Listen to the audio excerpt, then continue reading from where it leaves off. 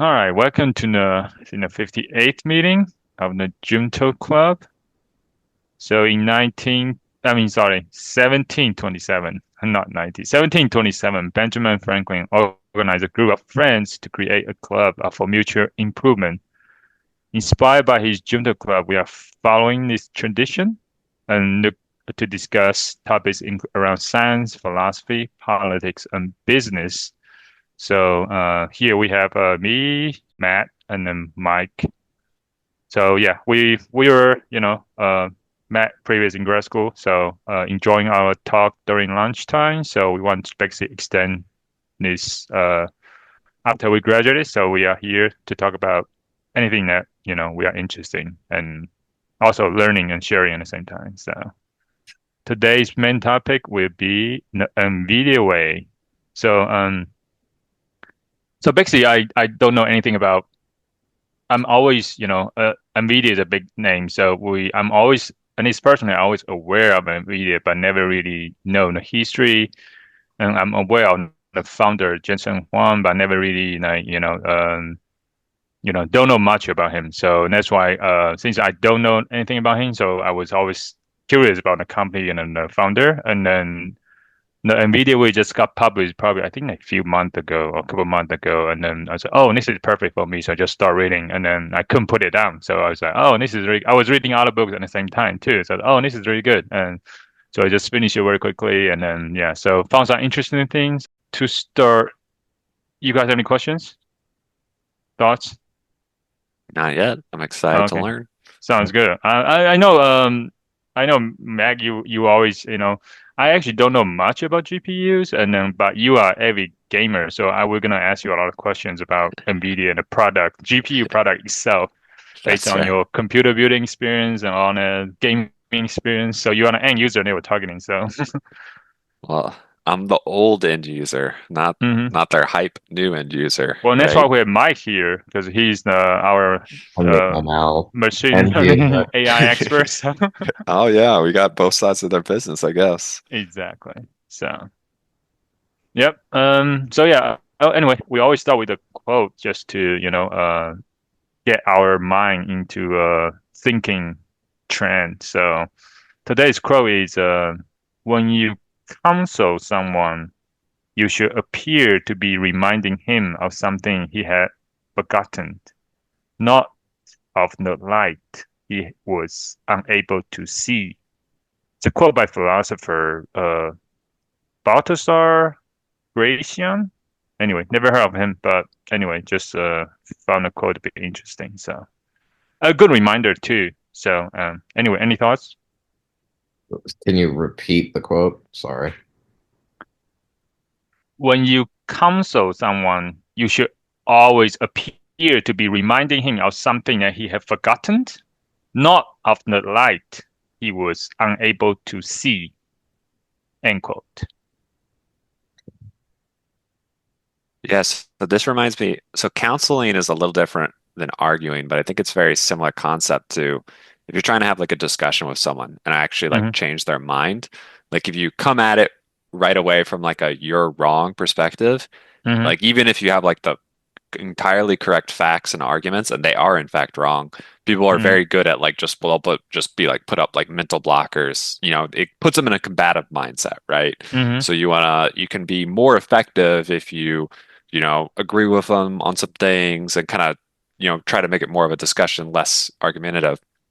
I think it's the kind of a similar thing that's being pointed out here, where if how did it put it? If you are reminding them of something they obviously knew, not telling them something that they didn't know, that sort of, in a sense, it's protecting their ego, right? It's hmm creating the conversation in a way that is less, embarrassing or, makes the person look not as bad.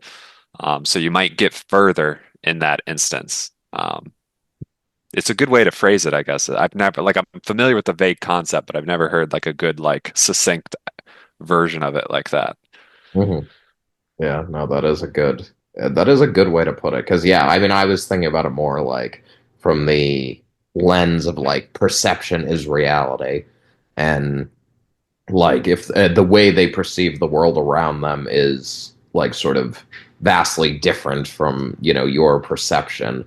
Like if you try to bring up something that they may not have understood or may not see, they're not likely, it's likely not to resonate with them, versus if you sort of root it in something that, they would have seen before or sort of understood before, then, that's likely to resonate more strongly.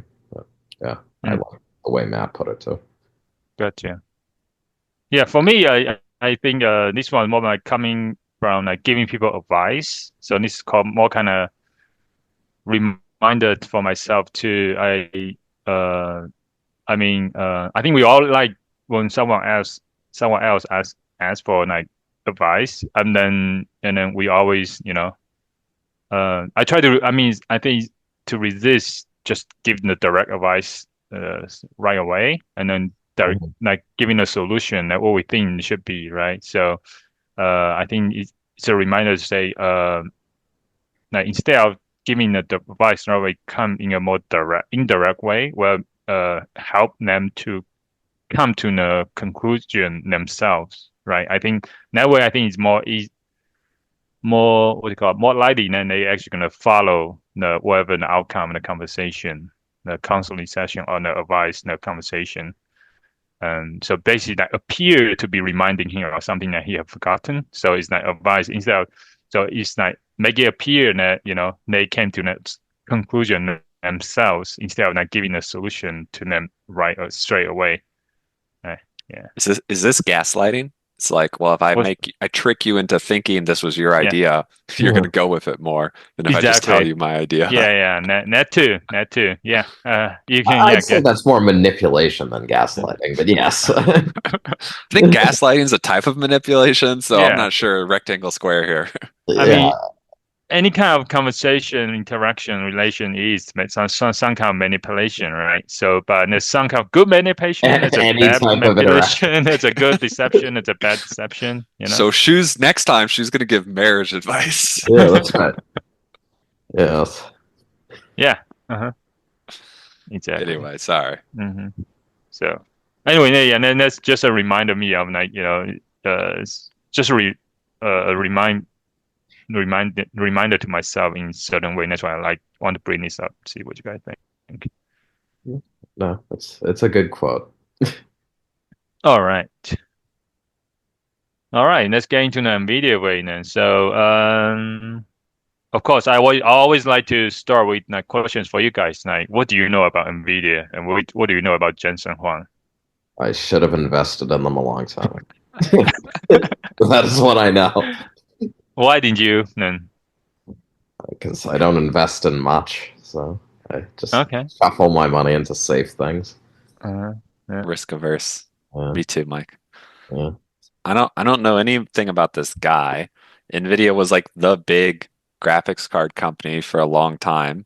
And then there's AMD, who's like their only actual competitor for like discrete gaming graphics cards. Intel makes some graphics chips, but they're only for like they're much poorer. They're for like your tablet that's not actually going to play games. So you only got hmm the two, Nvidia and AMD. And then Nvidia was like the more popular one. And then they did that, start doing the like CUDA stuff a while ago.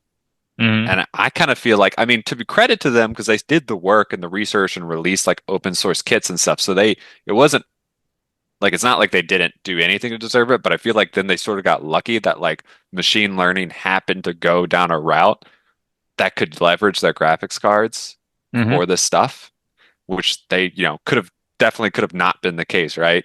hmm And then because of that, they're now like, crazy wealthy, super valuable. So I think they got a hmm little bit of hard work, a little bit of luck combined.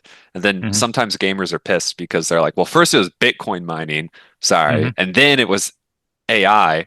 And there's gamers who are like, I'm so pissed because I can't get a graphics card for like less than $1,000 now because these people are competing for buying up the supply. Yeah. So Did anyway, you did you ever buy a GPU? I mean, sorry, graphic card, and then just put it in your computer for gaming? Because you play game all the time. So did you have to source your own?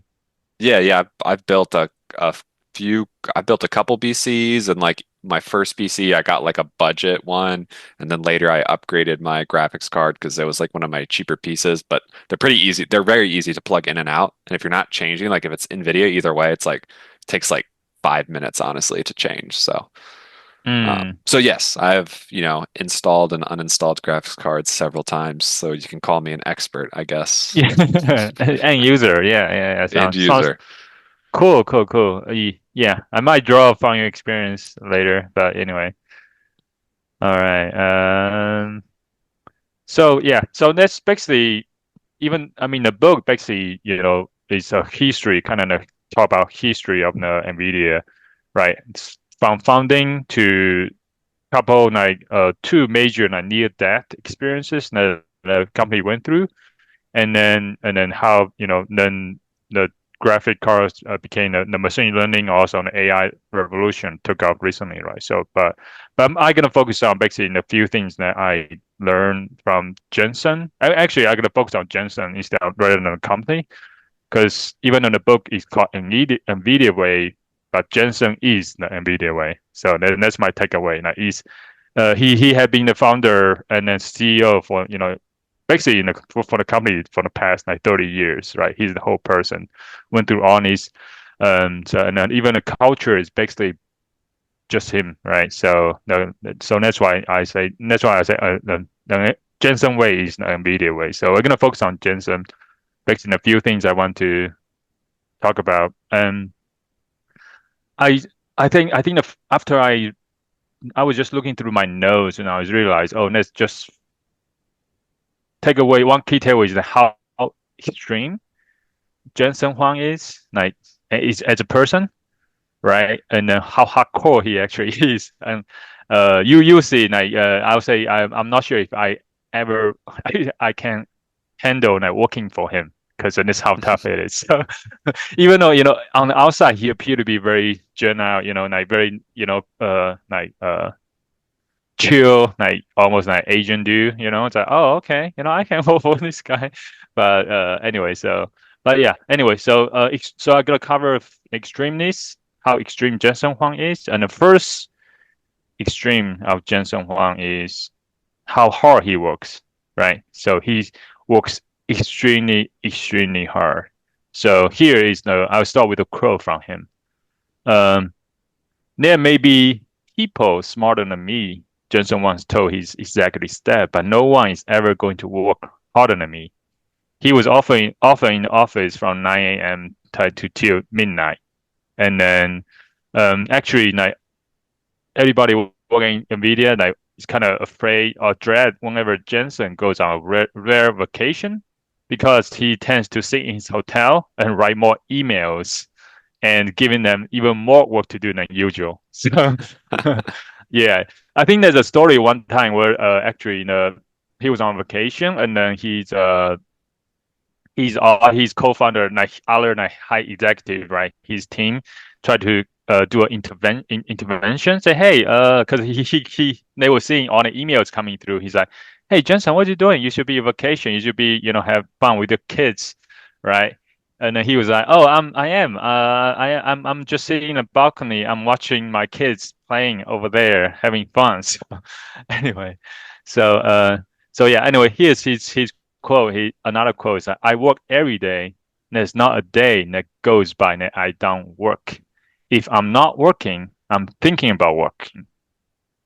Working is relaxing for me. So anyway, so yeah. So it's not he's extreme, but of course, also you'll see that he definitely loved what he doing.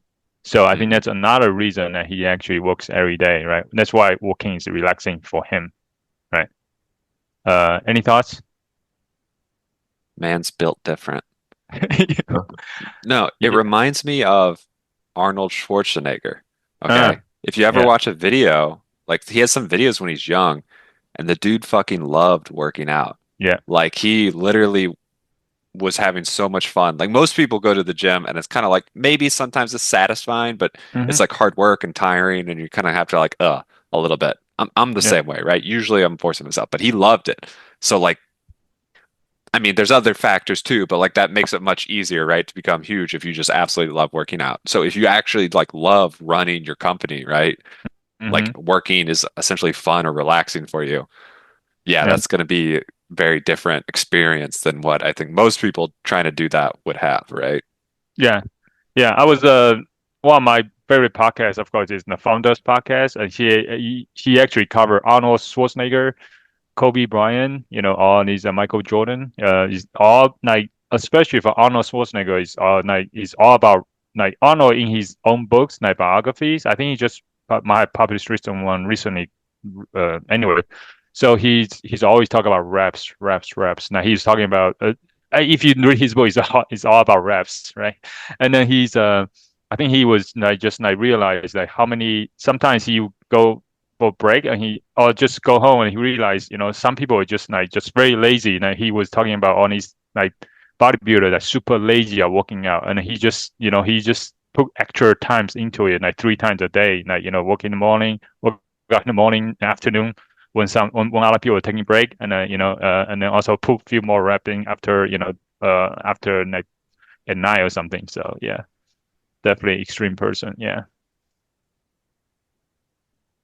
yeah. So anyway, and then one thing he talked about when he hear other people complain about hard working is that he's like, oh, people who train for Olympics grumble about training early in the mornings too. And I think this is one of the key. I mean, the open secret for Nvidia's success, I guess it's not. It's just hard work. And then he since he works hard, actually, and the book also talk about the culture. Everybody else is working hard as well. So Nvidia basically have an extreme work habit. So a lot of engineers in the early days, and it's like go like come to work like 9 o'clock in the morning and then go home for dinner and come back to work some more after Oof. dinner. Yeah. And then and then also like and I'm not sure now, but Nvidia like if you drive past the like companies like parking lot at night, you see like the parking lot was still full of cars like in the evening. Hmm. Um so yeah. And then actually that's another interesting story, like how he works all the time. Is like even when he goes to bathroom, he's working. So here's how he does it. So basically, he said, I know the story from one engineer. He said one time he was just like go to a urinal in a restroom, and then Jensen came. Like all the other urinals are open, but he just came and just standing next to this engineer, and then I asked him, "Hey, what's up?" And then this engineer is like, "Oh, not much." And then he say, "Oh," and then he said, "Oh," Jensen then gave him a very sidelong like look, and then he quickly pivot and then just listed all the 25 things we're working on because he anyway. So he was anyway. So that's how extreme Jensen is. So. He uses urinal time for meeting time. Yes. And then that's how he keep because he's actually know his company through and through. He probably knows the company from A to Z, everything, right? So on the details and stuff. So anyway, that's one example how he did that. So, Mhm. yeah. Well, So and then from here, you always like where does his hard work ethic came from, right? So I want to go back to some of his backgrounds a little bit, so that might uh, give us some clue. So basically, I think he was born in Taiwan, right? I think his father was a engineer, uh, and then I think was, I think was working for like carrier, some kind of like AC company or something. Anyway, so he was engineer. I'm not sure what his mom did, but basically for early age, like when he was like 6 or 7, I think her dad visit you. I mean, his dad visited U.S. and realized how U.S. is how great U.S. was, and then also still is, and then seeing the future, right? And then his mom basically realized also like, how important English language is for his future. So his mom actually start when he was like 6 would like pick every day would pick like 10 words from dictionary to, to quiz and taught Jensen English, right? And I'm not sure how good her English was, but probably not. Yeah, I'm not sure. But anyway, that's how he how she taught him. So uh so based on that, I mean, if you have I feel like if you have a mom like that, I mean, it's hard not to be disciplined and successful in the future. So I think that's one clue, right? And then when he was like 12 on, I think he's at 12 or 9 or 10, around 10 maybe. So when they actually sent him to a, a boarding school in the United States, and they basically sacrifice. I think his parents sold a lot of stuff, everything for him to actually be able to. They could not go themselves because they didn't have enough money, but they were able to send him to a boarding school in the United States when he was like 10. However, it was not actually really a boarding school. It was a reform school. That's why it's so cheap. They can afford it because it was actually for night. Uh, so for reforming kids, right? And then actually, his roommate was actually almost, I think, was like 8 years older than him, like 18 years old. It was like has a lot of like tattoos. He just got out of prison, so because for some stabbing or something. But anyway, so I think, anyway, so yeah, anyways, it was definitely a very tough environment, and then he actually went through it, and then I think he got beat up in the beginning, but anyway, he fought back, I guess. But anyway, so he also befriended his actually his roommate, and it by of course helping with him with math.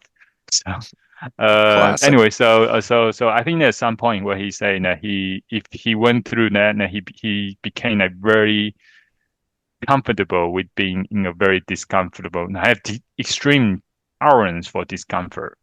Right. So anyway, so also actually that's one another interesting tip is that his roommate also taught him weightlifting. So that's why I think that's why he's kind of jacked nowadays. Like if you look at his physics, like pretty good physics himself. So anyway, So send your so kids to prison. yes, really fun school. Yeah, and then another third tidbit is that I think he also in high school or in middle school he was probably in high school and he was working for Denny's, right? And then Denny's, he I think at some point he's saying that he's probably the CEO in the US that cleaned the most number of toilets. Yeah. Yeah. So anyway, so I think that's all culminating into his, work ethics, right? So yeah. Any thoughts Yeah. on you guys? I mean, I've heard sort of the, make yourself comfortable with being uncomfortable type thinking before. I mean, people talk Mm-hmm. about like, oh, wake up and take freezing showers in the morning to like, and Mm-hmm. that type of thing. It's, it's not wrong, right? Like the more you sort of like push yourself and the more like you're always keeping yourself guessing whether it's working out or whether it's in sort of business or whatever, like, the more Mm-hmm. resilient you're going to be. That being said, I don't like, I guess it circles back to like, what do you want to get out of life? I guess like if you want to always be sort of improving and pushing boundaries and that type of stuff, then it's probably good. If you're, not striving for that like top tier of productivity, I don't know how necessary it is. Oh. Mm-hmm. to to give my own thoughts, not really related to what Mike said, but I feel like this is a story I've heard before where like people whose families sacrifice a lot to like get them to like, the US, a rich country, often Mm-hmm. like have a super high work ethic. I imagine there's some like, psychological like foundation kind of built in when you're a kid and you like see that to think like, I have to like make their sacrifice worth it, right? Like I need to Mm-hmm. be successful and then I can like give my parents money back and, help them out and stuff. Where, if you're born already like, comfortable, your Mm-hmm. parents are like well off, like people are a lot. I think often it's very all very individual, right? But often people are more comfortable taking like a more average approach because they're just not, yeah, worried about it. Yeah. That's actually actually, now I think that's to me that's my biggest concern, worry for United States is work ethics. Um, is like how can you can be? I think the best school of education is the school of poverty. And I think I heard it somewhere in that phrase, right? If someone's like in those situations, they're gonna outwork you, right? Well, they might not be as smart as you, but they're gonna outwork you. And then as long as they work hard every day, they're gonna outcompete you as well. Mhm. And it's similar to right now, like even in like other countries, like other not wealthy countries, those people, when they have an opportunity, they're gonna basically, work super hard. So yeah, It's interesting not to get off too far off, but yeah, you might say though the US's work ethic compared to some countries it's yeah, less, but then mm compared to like most of Europe, they say hmm we're workaholics, right? But Europe's, in a lot of ways it is in hmm some economic ways is falling behind the US at like a continued pace, right? So hmm yeah, different values, I guess. hmm But Okay. yeah, I think American do still. That's why I like Americans, farmers work ethics, right? So we always talk about the farmers work ethics, and so and that's another point about like one thing I guess worry about it. I mean, I concern is like about China's new generation too. Is like they are actually getting comfortable, right? Whereas my grandparents' generation is like it's super tough, super rough, right? So What was it the line? What was the meme about like the younger Chinese generation like lying down as a board instead oh of yeah, working? yeah. So lay flat movement something. Yeah. Anyway, cool. Uh, anyway, so yeah, the first extreme of Jensen Huang is just how hard he works. So that's also like companies like other. Last thing I was just because Nvidia also hire a lot of engineers from other companies. They are working on GPU and then also like with competitors, and somehow they end up failing.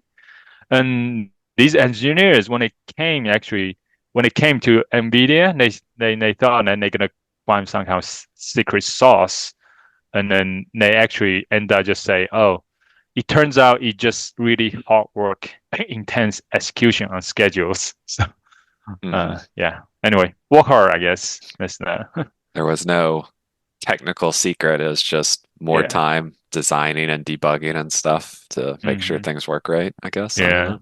yeah. All right. After actually, let's get straight into the second extreme of Nvidia and Jensen Huang is fast education. I think when they works and moves in a very very fast pace. Um, I'm not. Are you aware of that, Matt? Like how fast? I think Nvidia is known for how fast they turn out products, right? Do you have that Mhm. impression as well? I don't, but I could, I Mm, mean, Nvidia's been like, if you're asking as like a, PC gaming person, right? hmm Nvidia's been like sort of the standard for like release, they're the standard for like a schedule for like how often you would expect a new model of graphics cards and hmm stuff. And they've been that way for like, well over like probably like 2 decades, right? So hmm if their pace may be fast and I'm just used to it, right? But I feel hmm like, I don't know, it's a few years before they go between like a new set of cards, right? So I don't hmm know. But How? that's not to underplay the technical challenge of, because I mean graphics cards in the modern day are like insanely complicated, dense, Yeah. Just engineering yeah. Just marvels. So yeah. Just looking at the cycle of GPUs now, or CPUs. How fast do a new CPU come out? I don't know. I would have Okay. thought around the same rate. Like every How few how, years you get like new how many CPUs, years? How many years? 2 or 3. Okay. All right. What about you, Mike? I honestly have no idea. I mean, Okay. All right. Here's CPU. I know Moore's law, right? I mean, we all aware is Moore's law. What's is like something doubles every 2 years, right? Transistor Eight, count, yeah. yeah, 18 months, right? I think that's one reason why I think Intel like the CPU usually came out like you got new one like every 2 years, like 18 months or something, right? Yeah. So actually, I think since early like 2000s, actually, at least GPU, at least when the GPU first started, Nvidia had been making new GPUs like every 6 months, Hmm. every 6 months. So anyway, so now I'm actually always curious about how they was moving so fast, and then how because engineering, I mean, I mean, we all working in engineering, so we know now how speed is critical, but sometimes we just feel like we are not moving as fast as we want. And the whole team, right? Even in startups too, any company, right? It's like just moving at a very slow pace, right? We always want things to be faster, but how, right? That's the question. Because that's always, if you move too fast, the quality might be bad, right? So anyway, so NVIDIA is moving fast. So here's what I'm gonna, uh, that's why I like this one, because anyway, so here's his quote on speed. Jensen's quote. The number one feature of any product is the schedule, right? So which can be a lot of times, I would say anything, a lot of companies, they don't think about it that way. They now, okay, if something delayed, we want all the feature in there, we might just delay the schedule, right? Which could be the wrong thing, might be the wrong thing to do. Because and his in Jensen's view is that there's always feature creep. He call it feature creep in every like chip, and so we should stick to the schedule. And every time we downship the feature, just move it to the next one, right? So anyway, that's how he approaches. So how does he move fast, right? So first, I think that's the three things he actually did in Nvidia to make Nvidia move faster in term of like get a product chip design and ship tape out, right? So first, he's the first company that start using something called chip emulator. So you can think of it as like simulator, right, for any kind of nice thing, right? So emulator, they just simulating the chip.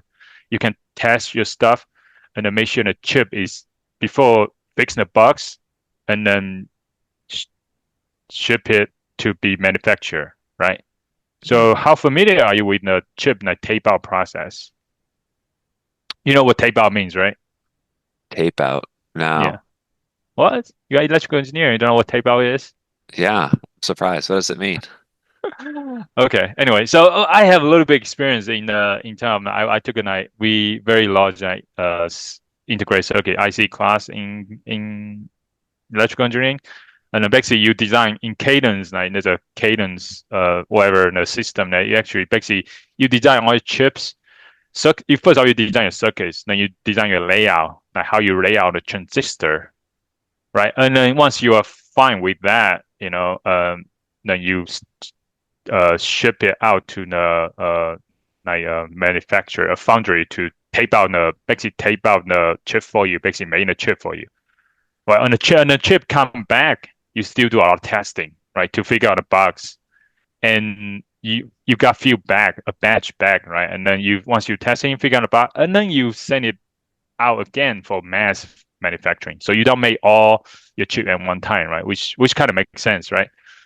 So, actually, So I hold on. think yes, That's a prototype. Where does tape yeah. come into it? I don't need to call it tape out. Okay. What do you mean? What do you mean tape coming? The tape. Yes. Where's the tape? They're Yeah, taping the good question. transistors to. They're like, this is a Yes. prototype board. Just tape that on. Yes.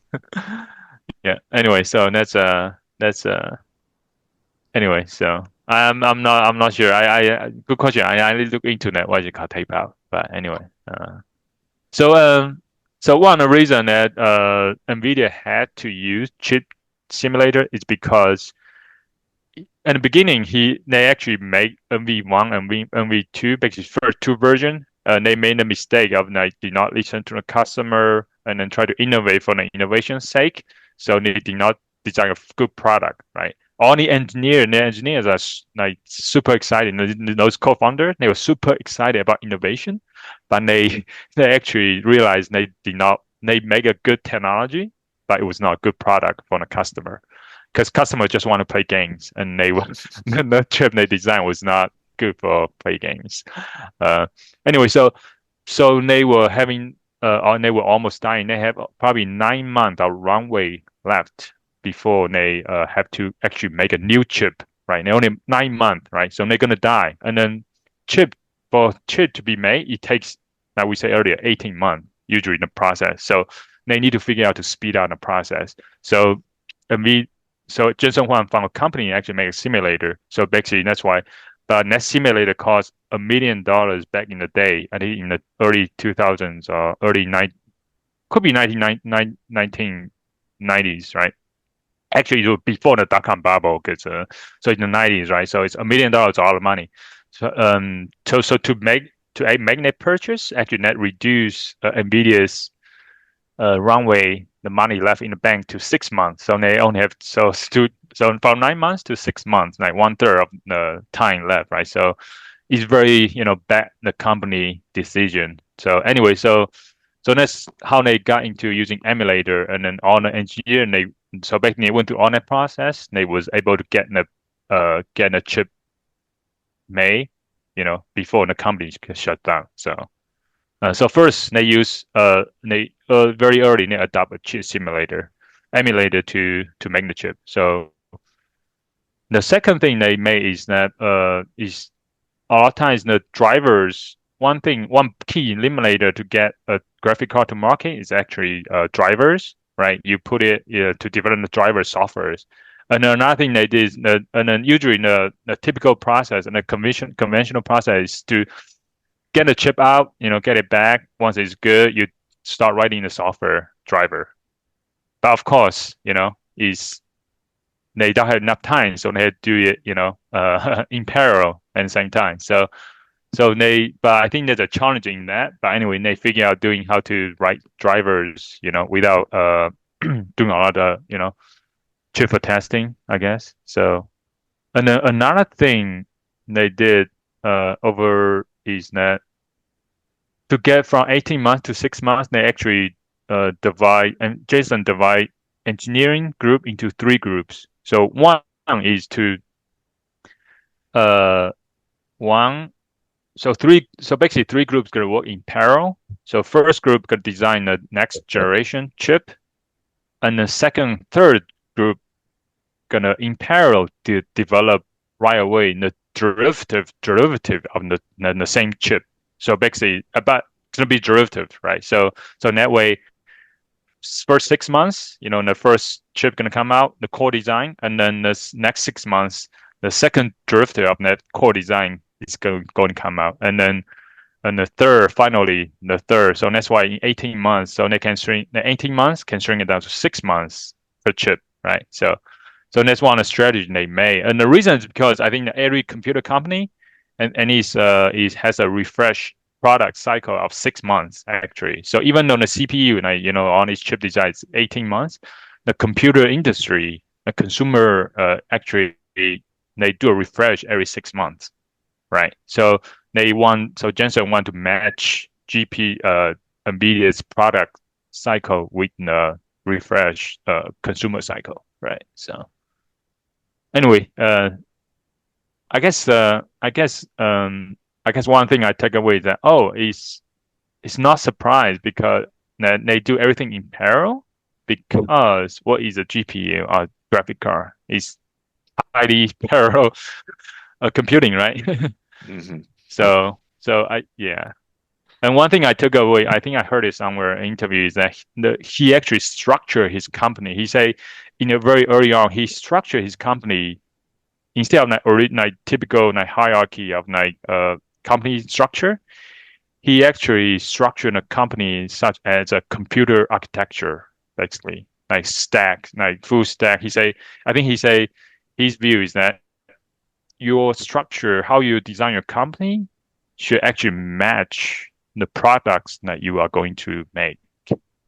So so they took a very mindful approach to structuring the company, such as they're very flat and very based on, I guess, computer architecture as well. So I want to see how he'd structure a fireworks company. what? Yes. I said I want to see how he'd structure a fireworks company, Yeah. What do you mean fireworks company? a company that makes fireworks. Why? Because I'm just trying to imagine what that corporate structure would be. Yes. Yeah. Who's the Dispersed, dispersed, and some people are missing thumbs. Like, yeah, no, Yeah. that was my thought too. It's like, yes, it's a very like it's a great like observation in retrospect because it Uh-huh. happens to work for this company, but Hmm. there are definitely companies I'm just like, but I don't, yeah, fireworks is a good example. No, that's interesting though, because I think he turned something that, you know, I guess you could consider like, oh, this is going to make things. I feel like he turned something that seems like a negative into positive because you were talking about how he really stuck to a schedule and would say, hey, we're like stuff didn't get in for the release of the new series, right? So they do Hmm. like a big release of a series. It's like the 4000 series, right? There's a 4060, 4070, 4080, 4090. Those all come out at the same time. Um, and then those like a big new release of like a new line, that's like an every 2 or 3 years thing, at least in the Hmm. last like decade. Hmm. So I was thinking, I'm like, oh, are they really releasing the products that fast? Well, if you consider them each their own product, sort of, but Hmm. then they have like the super versions and like, yeah, derivative versions of those. So Yeah. all those features that were like, didn't make it in time, they just become the excuse to put and a reason to release a new like refreshed version for like the next product cycle, right? So it's Hmm. both you get your first like out the door like hey now we have the most cutting edge chip because we actually got it out the door fast and Hmm. then next year we're going to have the new version so people who are wanting to buy the newest nicest thing well it's still us because now you can get the 4060 super Yeah. or whatever, which has some random features that I never know what the difference is. I don't dig into that much. Yeah. But yeah, so like it kind of makes like a coherent flow. It's Yeah. interesting. Yeah. I think that's another point in the book somewhere. It says, like one of the reasons also like the refresh cycle. If you move so fast, it gives like customers, like computer makers, the less incentive to switch like GPU, like graphic cards, right? Because then they say, oh, just another 6 months, Nvidia gonna come out with a new one, a better one. So and there's no point of switching vendors, right? So you kind of logging your customers, like, oh, okay, it's gonna come out a new one anyway. Even though like, in this time period, maybe another one might be better, right, in terms of other performance and feature everybody knows that Nvidia gonna come out with another a better one in 6 months, so there's no need to switch. Yeah, in a market where there's like a very you can have fairly concrete performance metrics Hmm. like smartphones, I mean they can be like, oh, storage space and other stuff, but there's a lot more like intangibles, I think, that Apple wins on, and that's how like they get their customers. But like for Nvidia and AMD, people are like, yeah, we're gonna plug their two new cards in and run the exact same thing side by side, and like which gets Hmm. more frames. And there's a lot of people who, aren't that cost sensitive and they just want the nicest thing. Hmm. In the last half since COVID times, people have become more cost sensitive because what used to $300 used to be a premier graphics card, and now it's like fifteen hundred Yeah. dollars. So there's a limit to that. But yeah, a lot of people just be like, yeah, I'm just gonna buy whatever's the nicest thing. So it Hmm. I guess it helps them always have the nicest product, right? They want it to Yeah. be the premier company in the space. Yeah. Well, so I noticed you use the term graphic cards. So what's the difference between graphic cards and GPU? Nothing. Not really. A GPU goes in a crowd. I mean, technically a GPU is the like I think that's like the chip, and then the Hmm. card is the like a bigger PCB that the chip gets installed in and then shoved into your computer. And there are different companies like you can buy I think Nvidia makes their own cards, but then there's like also third-party companies that buy GPUs from Nvidia Hmm. and then they slap their own like heat sinks and fans and other like little changes and then like sells you like, hey, this is our card using Nvidia's whatever GPU. So there's like Hmm. a subtle difference, but in practice, I feel like no one really cares that much. It's just all they care about is like whatever GPU it is your card. The other details are pretty Gotcha. not relevant. Do you know where's the GPU term come from? Isn't it graphics processing unit? Yeah, yeah. Well, how did it came about? Like, when did we start using GPU? Oh, I don't know. I imagine it was Gotcha. just the natural, like we're gonna make a CPU focused on graphics, and someone's just like Hmm. call it a GPU, Yeah. like just the obvious So step. according to the book, actually, the marketing team and Nvidia first came up with the term GPU just to so that way it's not graphic card could sound so subservient to CPU, right? So they want to make Mm, GPU kind of in right next to CPU, but not like mm, underneath CPU. And also that way, also they can charge more too, right? If it's called something GPU. But anyway, actually GeForce is the first GPU that came out, start using the term GPU. However, it was not actually a GPU. So the engineers and NVIDIA was like, oh, we can't use it because it's not really technically a GPU because it doesn't have a state machine.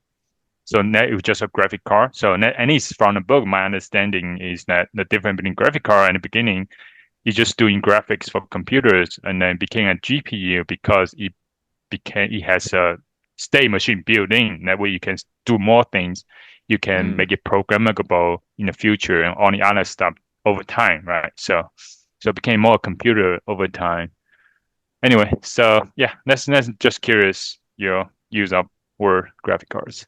Yeah, okay. I mean, Um, I could be wrong. That's just sort yeah, of not ever studied, just sort of picked up like, yeah, intuition from just reading people hmm, saying stuff, right? Which sometimes mistakes get passed along in the chain, right? Like people have mistaken ideas. So, hmm, yeah. cool. In oh, Mhm. who's that? This is this is Atlas making a rare appearance. All right, nice cat. Um, oh, is he listening? She listening to me talk? Yes, definitely. All right. See anything to say? Any thoughts on Jensen Huang? Atlas, any thoughts on Jensen Huang? None. I All was right. hoping he'd make a sound, but no Sounds good. dice. All right. So I think the third extreme I want to cover is Jensen Huang's extreme criticalness, is how self-critical he is, and also how critical he is with others. So here, Jensen actually say once that I look in the mirror every morning and say, "You suck." So I did not expect that. uh, Yeah, I was like, "Oh man, that's a how did he become so successful with such a?" But he just, even though he was confident, but he's still never satisfied with himself, right? So I think so that's why he's always never perfect, right? So yeah. yeah. Another of his sayings that this also came into how competitive is that and there's one time Nvidia come like product is rated second place instead of the first place, and Hmm. he's like, and I think his coworker or other people was, oh yeah, second place is not too bad, we are okay, and then he's like, second place is the first loser. Yeah, and then now here is reason why I say earlier that I don't think I would ever I can work for Jensen Huang. So here's what he do when people messed up. Like he doesn't do like private meetings. He usually do a company-wide public meeting. And in a public meeting, he will just like if someone messed up with a project, he basically publicly call you out and give you a dress down. And this project sucks. And then here's why. And then you are the guys response. He actually call you out like in front of everybody, right? It's not a team meeting. It's a company wide meeting. So I'm assuming That's how intense critical he is. So yeah, Interesting. yeah. That's why I just surprised how intense he is because I always see just just looking his pictures and and he's a wise um per you know yeah Asian person. So anyway, so yeah. See, I'm not saying I'd want that, but I think I could live with that Hmm. because I generally am Yeah. very paranoid about making mistakes myself, so I don't have, I mean, to brag a little bit. I mean, I make mistakes, but I feel like they're relatively small and Hmm. relatively rare. I think I could live Hmm. with it.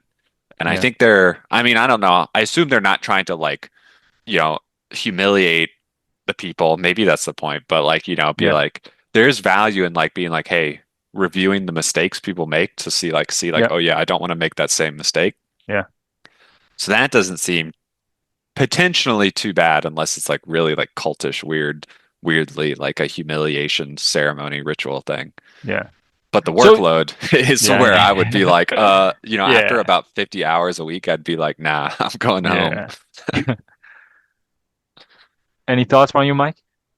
It's relatable. I don't want to be that way anymore, but What do you mean relatable? You were like that? The workload like or the making sure you get as many people in a call to embarrass your Well, work or fellow no, coworkers. I do have a slight break there. Yes, I am relatively understanding with others, but definitely have had periods of time where I've had perfectionistic. I can't even fucking talk.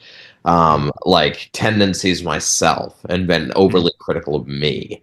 And mm. I would say like I do it does make you better, right? Like it Yeah. does you're constantly picking yourself apart. Like it does make you better in your identifying what to work on and Hmm. where to improve. But by that same token, I feel like it's a very toxic trait. Yeah. And like how old is he out of curiosity? He's like 60 something, I think. I think he started a company when he's like 30 something. So 30 years in Nvidia, he's like 60 something now.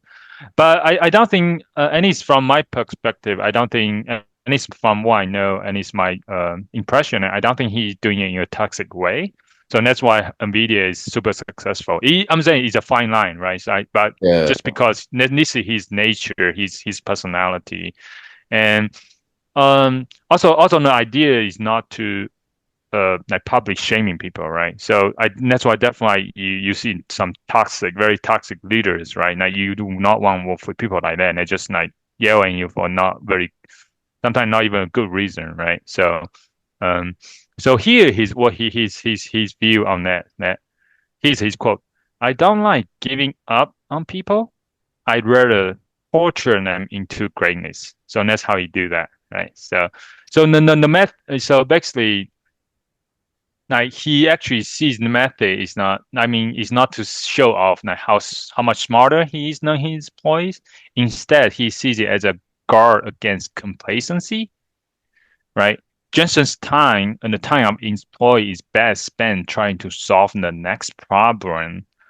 Praise is a distraction, and he and the deadly thing of all is looking back on your past accomplishment as if they would protect you from future threats, right? So I think another saying he always says that we are like 3 months away from bankruptcy. It's a like he's also very paranoid, which is good because like because it's kind of true, right? Because the decision you make now going to bankrupt you in the future, right? So and then decision you are making now today could be could be in the next day, could be in the next 3 months. So that's why I think that's why I like he's always say, oh, we are no matter how successful we are right now, we are always 3 months from bankruptcy, right? If their So yeah, yeah. if their next set of chips has one tiny, tiny hardware bug that, Hmm. after people have purchased it comes out as a problem, yeah, Yeah. it could Yeah. really screw them over. Yeah. Actually, Nvidia went through that a couple of times, right? I think the second time, and their near-death experience was basically like that. They became complacent. They became successful, and they became complacent, right? Another reason and he does like public dress down is because he's as I mentioned earlier, and the company is pretty much very flat, right? So he doesn't do one-on-one meeting, doesn't give one-on-one feedback. He has like 40 something direct reports, but he doesn't do one-on-one feedbacks behind closed doors because he doesn't like doing that anyway, right? He say, oh, these people are very successful, they know what they're doing, and then he also give constant feedback all the time, right? Now, I think he say, I don't take people aside. We are not optimizing for not embarrassing somebody. We are optimizing for the company learning from our mistakes. If a leader can handle the slight embarrassment, they can come talk to me, but it's never happened.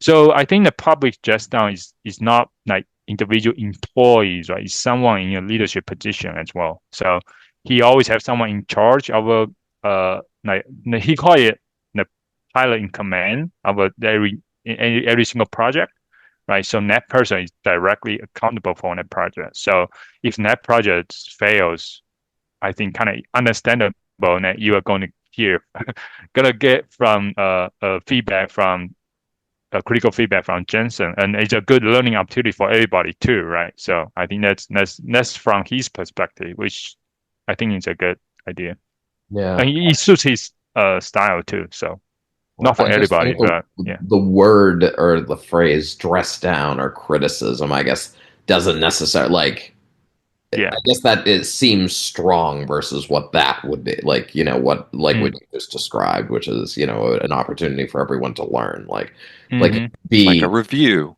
yeah, a review, yes. Like I think he would call out like this is a shit product, and he used yeah, very strong language too. I yeah. think I never been to one, but I think that's why it's yeah. When I think of a dress down though, I'm more thinking like you're a fucking idiot. Like like more personal than I like think he might. I think there's a quote in the book in somewhere. He say, "Oh, this food." I think someone walk on this food is idiot, or something like that. I don't know. I think it could be very similar to like the Steve Jobs style, I right? guess. Very tender, like very. But I'm not sure. I haven't been. Like I say I wasn't in that kind of meeting, so I never been into one, so I never really know how he does that. But yeah, anyway, so. Yeah, that was someone who spent a bit of time studying like psychology and stuff, and moral emotions. Like I do think about sort of that like Mhm. attribution to the person versus attribution to the product or project. Yeah. So, hmm yeah. Yeah, you're right. I think he probably a master in that, so he probably do it hopefully very better. I mean, in a more cordial way than we expected. So. And also, if these people have worked with him forever, like you sort of adjust to people's styles, right? So, like, hmm maybe, like, Yeah. maybe they're sort of like at the beginning hmm it sort of bothered them, but now they're just sort of like, all right, this is just who he is. Like, hmm All right. Cool. Any other thoughts before we move on to the fourth string of Jensen Huang? fourth extreme. Okay. So last extreme I want to cover is he's definitely an extreme learning machine. He basically learns everything. He go to conference, talk about, like just study everything. He works all the time, but at the same time, he's learning everything, right? That he can about the customer, the technology, right? He actually expects you, like I think some salesperson, account manager, right, for a customer, he expects them to actually know more about the customer business than the customer themselves, right? So if you're a account manager for a customer, and that's what he expects, right? High expectation that you need to learn all that, which is good. I think it's a good philosophy. So, but and then so I always curious about Jensen Huang is that how he was able to like right now, of course, the AI, AI, you know, Nvidia is writing AI machine learning waves right now. But still, like, Nvidia had me a good and right place and right time, right? But now, I always wondering how did Jensen Huang was able to put Nvidia in the right place in the right time, and his ability actually kind of see in the future, quote unquote, right? And then the foundation and the fundamental the way he did it is basically just being a very extreme learning machine and himself, right? And his one way of he does that, which is there's something called top five emails, right? So Jensen asks employees at every level of an organization to send an email to their immediate team and to executives that detail the top five things they were working on and what they had recently observed in the market, including customer pain points, competitor activities, technology developments, and potential for project delays, right? The idea,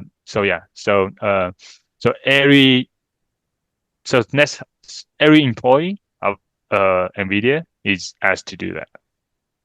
So the reason he like to do that is he basically want to basically try to detect like weak signals in the technology space, like what everybody is basically the crowdsource, right? Crowdsource information, and instead of like just like his point is that strong signals are very easy to detect. Now everybody knows now, at this point, like AI, machine learning is the future, but he was able to see it. Like how do you detect that weak signal when the signal, when the signal was, not there at the beginning, right? Like machine learning back in 2013, right? So no, so that's basically how he does that. I think here, here's his quote. I'm looking to detect the weak signals. It's easy to pick on the strong signals, but I want to intercept them when they are weak. Yeah, and then so that's why he's just not get information. He doesn't just get information from his like leaders, like executives. He also get it from every single employees, right? Anyways, thoughts. Yeah. Amplify that signal. Increase the signal to noise ratio. I don't know. Yeah. I mean, I do feel like that. I wish there was more like there have been different times where I do wish like over the course of my working history where there was like more direct interaction with executives because like yeah, I mean like even when I was like just beginning like and like when I was just beginning when I was like is when I was like closest to something like the product or something that may have been relevant to them, right? So Mm-hmm. it's sort of like like where the bodies are buried, like the dirty little like the ins and outs, dirty little secrets, exactly where it works, where it might not, like Mm-hmm. that. So being that close to something, I mean, lends a different perspective than someone who may be like overseeing, many projects and may have sort of that you have the people on the ground, you have the 5,000 foot view, you have the 30,000 foot view, and it's helpful Yeah. to get all those views. Mm-hmm. So these top five emails, right? He was able to detect the early trend of the machine learning, like back in the 2012, 2013, right? Like deep learning doesn't really. When did you guys hear about deep learning? Do you remember? Probably Uh, college. yeah, When was that? college, When was that? 09 to Yeah, 2013, sometime around then, probably Deep first. learning? Definitely by 2013 or I mean, 2014. machine learning, yes, but not deep learning. what do you mean? Deep learning? Yeah, I mean we covered deep learning certainly in like Thad Starner's class, like right. Yeah, and then that was yeah. I mean that What was year was that? 2013. That was 2013. Was it 2013? Yeah. Yeah. Oh, okay. I thought I took. Okay, okay. I thought I took a class like deep learning like 2017, which is. Are you sure? When did you start grad school? What the heck? We started in 2013 show. Okay, Me all and right. Mike did. Yeah. Well, yes, me and Matt. But Either I way, it doesn't mean, matter. Anyway, believe me, I remember every okay. day. So anyway, then that's beside the point. Anyway, so you guys you all know about CUDA, right? So anyway, so basically from one of these like top five emails or from all these top five emails from his employees, he was able to saw a machine learning and getting traction, and a lot of people were using actually graphic cards like the GPU to do non-graphic applications, and one of them is to do machine learning, right? And I remember in undergrad too, even like a lot of people are using like my one of my class take I took a class called parallel computing, and we were using a lot of actually cluster of like just like Sony PlayStations, like basically using their graphic cards, GPU to do like parallel computing, right? So those are actually non-graphic applications. So he was able to see all these and the machine learning application coming, and then that's why he actually bet all the companies that we need to create basically software, a full stack CUDA, right? To allow people to actually to develop for the GPUs. So then that's in the back in the early, uh, right? And then now, however, I mean, there's a big debate when he would try to make the decision for AI that back in 2013. So in the book, it says there was considerable debate with the executive team on the topic. Several of Jensen's key lieutenants were against investing more in deep learning in the belief that it was just a passing fad. But the CEO, Jensen, overruled them, and he said deep learning is going to be really big. He said in an executive meeting in 2013, and we should go all in on it. So, right. So, I mean, and then, yeah. yeah, I'll just say, like, because I feel like so. I mean, 2013, like, I guess, like, that is when deep learning started to make a comeback. But I don't know, like, I don't know how perceptive it was to, like, say it's going to be, because I feel like, didn't that in our class talk about, like, the AI winter and, Mm-hmm. like the fact that, like, deep learning, it's a big thing now, but, like, but it's not that new.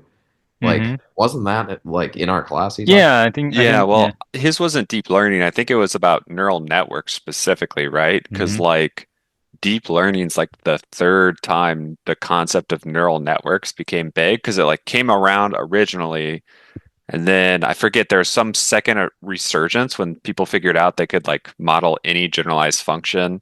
And I forget whatever was the technical hurdle that there's some technical hurdle that then people realized, oh, you could do any function with a neural network. Hmm. But then it also died again, probably because that was just like decades before and they didn't have enough compute. And then deep learning was like the third resurgence of neural networks as a general concept. And I was actually looking in the background, and I think this is when I remember. So in 2012, AlexNet Yep. won the large scale ImageNet competition. So that's like they made one that by far could outdo like other versions of machine learning to say like this is a cat or a dog in an image, right?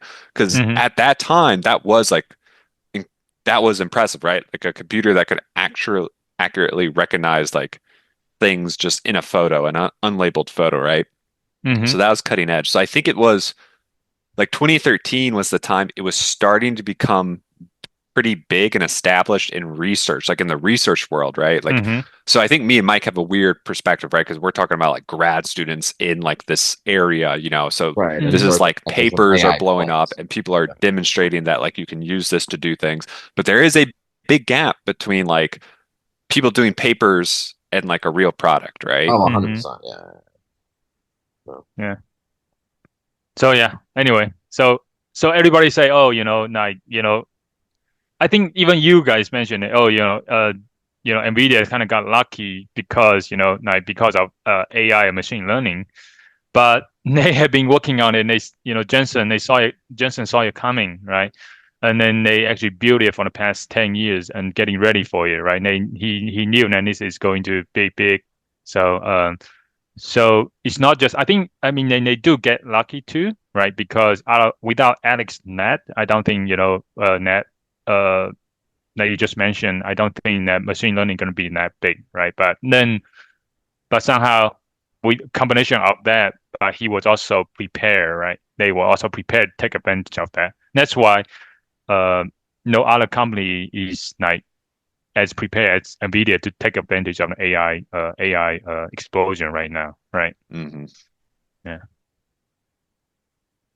cool. And then now, since we're talking about I just want to, and we study robotics, uh, deeply. So I want to couple things. So one thing that hardly debate right now is humanoids, and then Jensen Huang seems to be very really into humanoids, right? And what do you think? Like, is Jensen seeing something that we are not seeing? Like, based on his foresight, so far he's been right. Should we?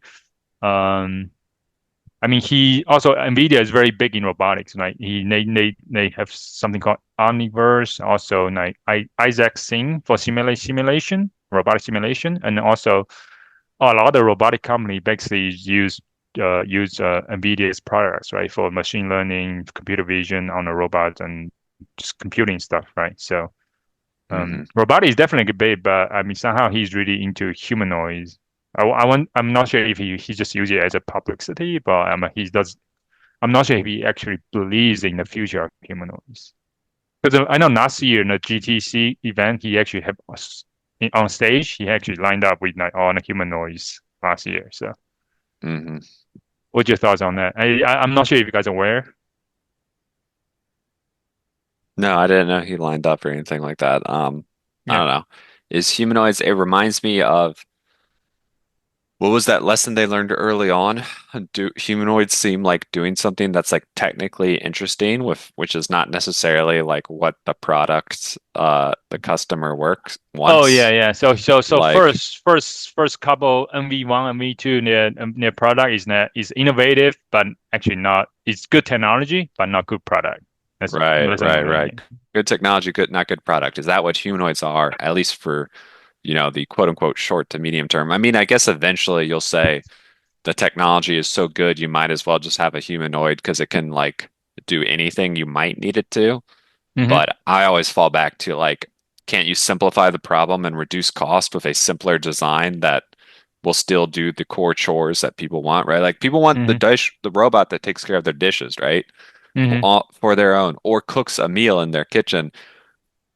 I mean, you could do it with a humanoid robot, but does it need to be a humanoid robot? I feel like that just makes it a little bit harder and a little more expensive to do it with a humanoid. So, like, why don't we just do the thing people want before we make the Yeah. very slick humanoid version of it? Mm-hmm. So I don't know.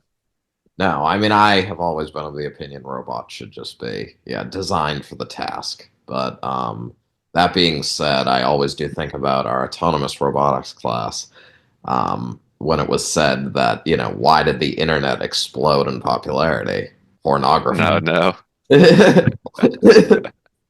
So I mean, sex bots are presumably coming. So that Uh, is a reason for them. So. gotcha. That's a good point. Good point. Um, what else? Anyway, so in the trend of thought of sex robots, no, just kidding.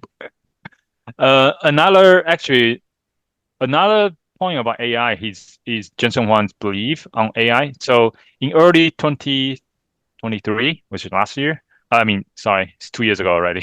He was asked by a student to predict what will follow and build up on AI. Here's his response. He said, "There's no question, digital biology is going to be it." So I know one of you guys heavily works on biology space or similar adjacent space. So what's your thought? Do you think that digital biology is going to be like the next big thing for AI? Uh, I'd like to believe so. Oh, Yeah. Question from the ignorant. What is digital biology? so I think here's what he says. Through biology, though biology is one of the most complex systems, Jensen explained that for the first time in history, it could be digitally engineered. With AI models, scientists can now start to model the structure of biological systems in greater depth than ever Mm, before. They can learn how proteins interact with each other and with their environment and use the vast computing power unlocked by advanced computing to perform computer-aided drug research and discovery. So stuff like that, like protein. I know protein folding has been a very big AI problem, right? And drug discovery, all that kind of stuff. So I think that's what what he means by digital biology. Yeah. Yeah. So, I mean, I'd like to believe he's right. That being said, I don't. So, what we can measure at this point is somewhat limited. And I think in medicine, like, it's still like as much as people think about, like, oh, there's so much data in medicine and health, like, it's still, I would say, is not sort of normalized to measure. Like, you have your Hmm. watches that like measure your activity a little bit, your heart rate and stuff. I would like to measure more. Mm. I Yeah. mean, so, and I still don't think that's the norm, particularly in the healthcare space. And it's very sporadic. You get blood work, and the measurements you get at the doctor, like your blood pressure gets for a lot of people, it's taken like once a year. Or so, so I think we are unlocking increasingly more sort of different like biological signals, but I don't know that it's like when he says it's the next big thing, like I think there's a lot of work to be done in sort of just Mm. normalizing measurement and accessing those additional measurements. Because when he talks about like proteins and how those proteins are interacting, like you're getting into like transcriptomic data, like stuff that um what is it? Like Illumina has chips that can like measure DNA and like how that DNA is being expressed and things like that, but that's still like almost like an active area of research, I feel like. Like I Yeah. mean the chips they're making are getting better and better to like measure that type of stuff, but it's yeah, it's still not normal at all or common, I should say at all. Hmm. Yeah, you're talking about kind of, I feel like a sort of top down, like high level, right? Like things like what's your blood pressure and your heart rate and these very broad signals that you could then like associate to like a variety of other things. I guess when I heard Chu's description, yeah, I was thinking more like, oh, well, like the protein folding, right? If programs like that continue to evolve, can we just simulate protein interactions, right? Like, so you design a new drug, instead of having to stick it in a mouse, can you have a computer program that says, well, actually, we just simulated it against every protein in the human body, the interactions, and now we have like a 95% confidence that like it's going to do this thing. And obviously, especially early on, that's not going to be perfect, and it'll always need to be validated, right? But like you could imagine going forward being able to sort of skip all this sort of like we need to take data on a patient because you can just simulate the underlying chemical interactions, which in the end do determine all of the, things that happen in your body. Yeah. I mean, to build those model those, you in theory would need some type of measurement, like through like chips that measure that. Like, and I guess I'm just thinking about I mean, I guess my point is like the next, he used like the phrase the next big thing, right? Or something.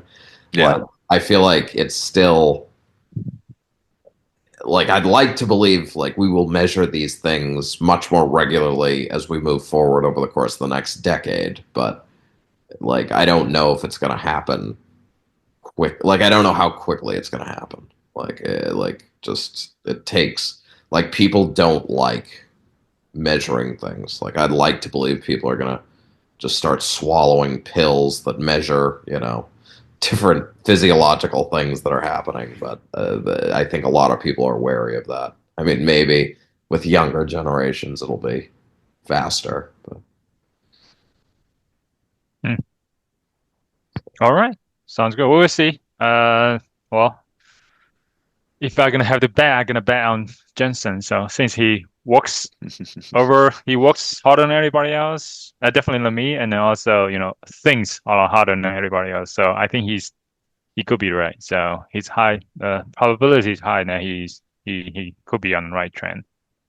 Uh, And then, of course, with all this stuff, Nvidia gonna be there to support it. So he's, gonna make all the money, Yes, whatever, couple whatever trillion train goes either dollars. way, right? So, another point is that Nvidia is like, it's like making tools, like a gold rush, right? But actually, Nvidia is making the tools to. Mm. It doesn't matter which either digital biology or somewhere else, Nvidia is gonna benefit either way. So. Mhm. uh, Cool. So, and then last few things I want to go through, just quick, Jensen reasons that I want to go through. So just keep, the first thing I think Matt, you'll be quite interested in. So first thing, it's not really he's saying, it's more like his belief or his preference is something called whiteboarding. So he doesn't believe in PowerPoint, and then he basically require actually NVIDIA employee or engineer to present ideas on a whiteboard rather than a just static PowerPoint. So actually, whiteboarding actually is a metaphor too. Like, don't do your job, don't be too proud of the past, focus on the future, right? Actually, because a whiteboard is a blank and a black, you start with a blank whiteboard, right? It's like it's like the present, make you focus now rather than thinking about all the past and the future. I think it's a good metaphor. It also Anyway, so avoids engineers wasting like a few hours trying to make a PowerPoint look nice for their boss. yes, Very true. yes, exactly. Yeah, yeah. And then he practiced that himself. Like every time, every meeting, he's always just jump up and just write on a board, basically. I think, the whiteboarding process helped executives distill what was essential. Like Matt was just saying, right? Don't focus on the non-essential. And they all started with an empty board. They had to forget the past and focus on what was important now. And here's another tip. He insists on a 12 millimeter wide chisel tip markers that are sold only in Taiwan. Uh, so if you ever go to Taiwan, make sure you get those 12 millimeter wide chisel markers for your whiteboard section. It's a pretty So bit. Sounds pretty. Is that the 12 millimeter wide marker or marker tip? tip, I Tip. think. That's a I'm thick not sure. tip. Like 12, I'm not sure 12 millimeter wide chisel tip markers. I'm assuming it's 12 meter. I mean, I'm assuming they have very big whiteboards. That's So true. Well, it's a flat company, so you got big meetings. So I guess you need to yes. draw big, need your thick lines. But Yeah. I mean, y'all, if y'all remember, I always said smartboards make you like 20% smarter. Just sorry, whiteboards make you 20% smarter when you use them. So I was always a big fan. Now, Yeah. in the digital remote age, I just open up Microsoft Paint and that's my whiteboard. Oh, really? And Yeah. how does that work? It works pretty well. You share your screen, you draw beautiful shapes with Microsoft Paint. It's just fine. I've Okay. like not to Now, get off, but I've do like you use a mouse or you use something else? Do you use a yeah, no, pen, I a use a stylus? mouse. What do I look like? An artist? Shoot, I'm an engineer, okay, and a gamer. So of course I use my mouse, and it's surprisingly high fidelity on what I can do with it. Okay, I don't have whatever those pads with Wow. the pens. Yeah, stylus, they call it. Is Yeah, that? yeah, I'm not an artist. Get out of here. Where they call themselves creatives, right? I'm not a creative. You would never catch me holding a stylus. I could do a laparoscopic surgery with his mouse. All right. Yeah, Anyway, mouse is the original interactive interface, user interface. that's right. Okay. Another thing he like to say is honing the sword. So basically, he believe in the ideas need to be like polished by spirit debate, conflicts, right? So that's something he like. He some a phrase that he like to say, honing the sword. Basically, your idea need to be out there being debated. Um, the other thing he also like to say called any strategy that adopt that NVIDIA is called ship the whole cow. Basically, this is a so basically a lot of time you send out a chip for manufacture. You got certain portion of them are very good, like perform to spec when you test it, but there's a certain like maybe percentage of them are actually doesn't meet the specification of the current high-end like GPU products, right? So, however, instead of throwing them away, they basically just make some quick fix to them and then sell them again as like lower end products, right? So basically ship the whole cow, like whole batch of things, right? So instead of like high end product, they also sell low end. This is another good strategy because that way you actually kind of prevent other uh uh competitors like low end competitors coming in to take your business away. Because there's a book, his favorite book is called Innovator Dilemma, right? You focus on one segment on your customer in a space, and you kind of you're not focused on the other lower cheap end segments, and then those actually create opportunities for other competitors coming to actually to get in the market, and once they get into the market, they're gonna take your lunch basically, right? So ship the whole cow, and that's one of his strategy to prevent that.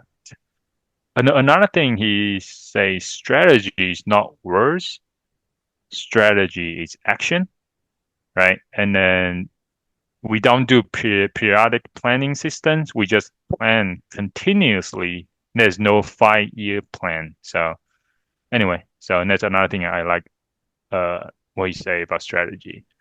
And then the last thing I'll say, there's something called LUA. That he always say LUA, LUA. So it basically stands for listen, understand a question, and I think understand the question and answer the question. Because so he usually will say LUA whenever there's a big meeting and you have a engineering talking, and then the engineering just like I try to answer a question, right, and then just ramble on all this stuff, like wasting people's time. He just gonna say LUA, and it means listen to the question carefully, understand the question first, and then answer the question instead of just answering the question right away. So anyway. Mhm.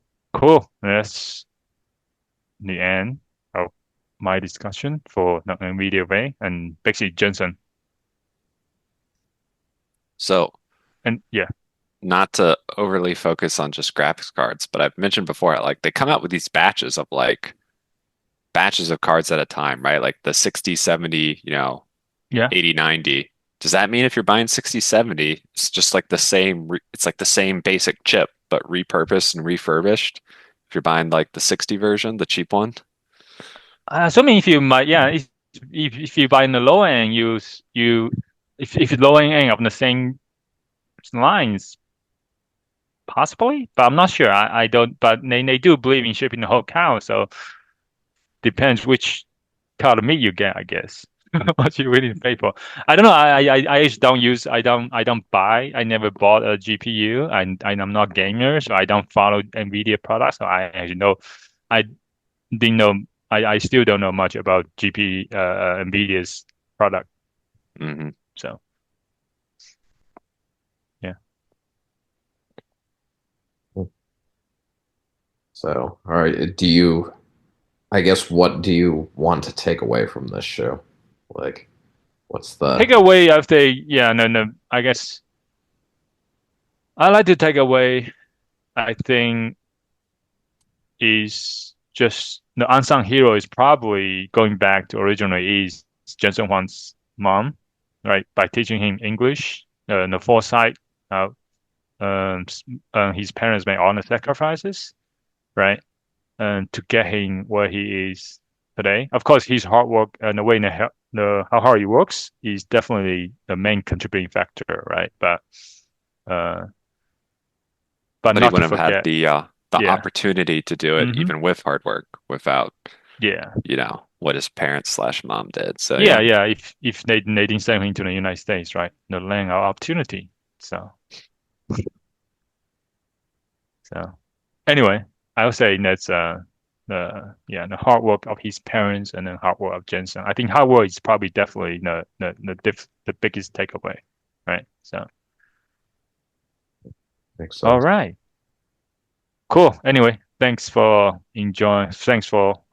chatting, being the sounding board for this topic for me to distill my ideas down into uh yeah, get myself better understanding my reading. So anyway, Mhm. so to end to outro, the quote from today is outro quote is you don't need more time.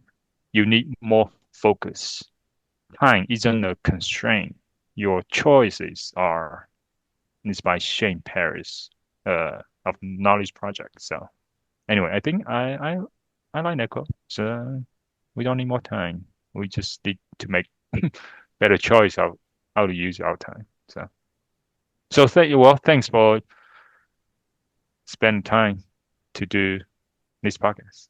Just Thank you. realized that, yeah. I disagree with the quote, but it's fine. What? You disagree with the quote? We're not supposed to debate the last I Well, know, quote. I know that. Hold your tongue. we do. We just listen to Jensen honing the sword, right? We got to debate ideas. So Okay, whatever. 5 minutes, go. yeah, let's go. I know Matt need to go, so that's why he's saying Yeah, that we're yeah, not no, no, supposed no. to go. I know we need to spend our time differently at this point, but no, I just time. What's your hot take? What's your hot take, Mike? What's your hot take on this quote? So the Eagles, or is it the Eagles or fucking the? I think it's time keeps on slipping, slipping, slipping into the future. I think that's a better quote. Time is always moving, so there's not a good like. So the time you spend optimizing, is like you're giving time towards something you don't want to do one way or another. So like if you're spending time optimizing your time, then that's time like that is in essence wasted because you're not putting it towards what you Hmm. want to be doing. Okay. Okay. And if you don't do that, then you're making non-optimal decisions, so you're probably going to Hmm. waste time.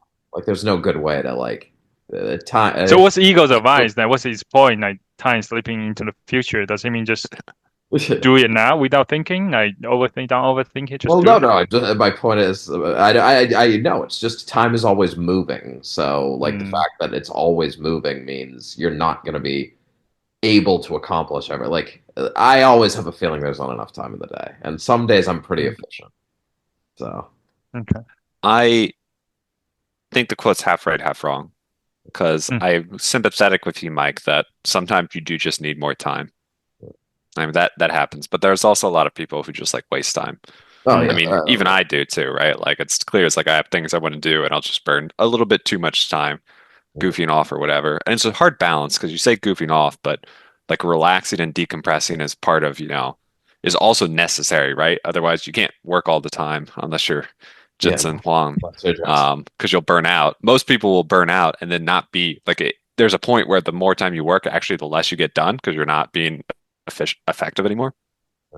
So like trying to find this like relax enough, like enjoy your time, but then not too much, not like letting it get distracted. It can be tricky. So but a lot of people are just very wasteful with their time. And then they say they're too busy. It actually, Hmm. I mean, there's people who like are like 40 hours a week is like slave labor. You have no time, personal time at all. And I'm like, what are you?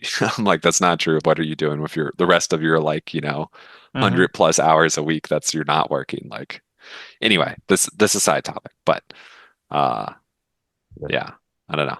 I I like. do understand though that yeah, you time is always a limiting factor though. Hmm. Yeah. How to use it is up to you. Damn, that's a good put. That's good to end on. All right.